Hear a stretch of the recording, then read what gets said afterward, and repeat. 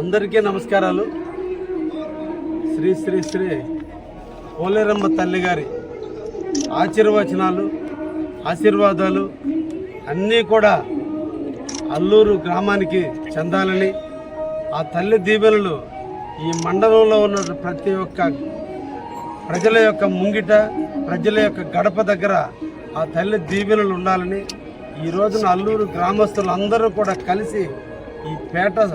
ఏరియాలో ఉన్నటువంటి పోలేరమ్మ తల్లి యొక్క ఈ రోజున జాతర కార్యక్రమాన్ని ఈరోజు నిర్వహిస్తున్నారు. అనాదిగా కూడా ఈ గ్రామంలో అందరి ఆమోదయోగ్యమైనటువంటి తల్లిగా, అందరికీ తల్లిగా ఈ రోజున ఈ కార్యక్రమాలు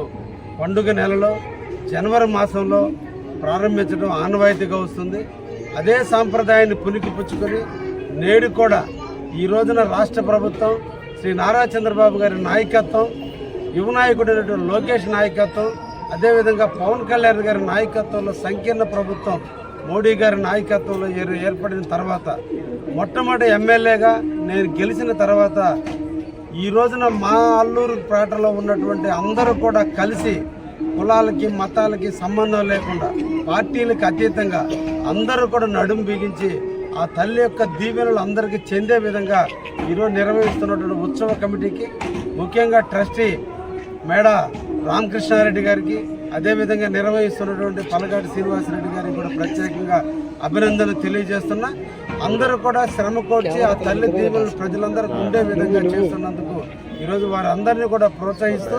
భవిష్యత్తులో కూడా ఇంకా ఇంకా ఇంకా మెరుగైనటువంటి విధానంలో ప్రశాంతంగా ప్రజల ముంగిటికి అమ్మవారిని తీసుకుపోయే విధంగా నిర్వహించాలని, ఆ తల్లి దీవెనలు ఈ అల్లూరు మండలంలో ప్రతి రైతు గుండెల్లో ఉండే విధంగా పాడి పంటల్లో ప్రశాంతంగా పండుకొని ఈరోజు అందరి ఇంట వెలుగులు నిండే విధంగా ఆ తల్లి దీవెనలు ఉండాలని మనసారా కోరుకుంటూ, స్థానిక ఎమ్మెల్యేగా నా కర్తవ్యం ఎంతవరకు నిర్వర్తించగలవో అంతవరకు ఈ ప్రాంత అభివృద్ధిలో నిరంతరం కూడా ఆ తల్లి దీవెనలతో నేను కూడా ముందుకు పోతానని ఈ రోజున ఆ తల్లిని దీవెనల కోసం ఈ రోజున రావడం జరిగింది. చాలా బాగా నిర్వహిస్తున్నారు ఈ కమిటీ వారు. ప్రజలందరూ కూడా వచ్చి తల్లి ఆశీర్వాదం పొందాలని ఈ సందర్భంగా కావాలని ప్రజలందరినీ కూడా ఆహ్వానిస్తున్నారు.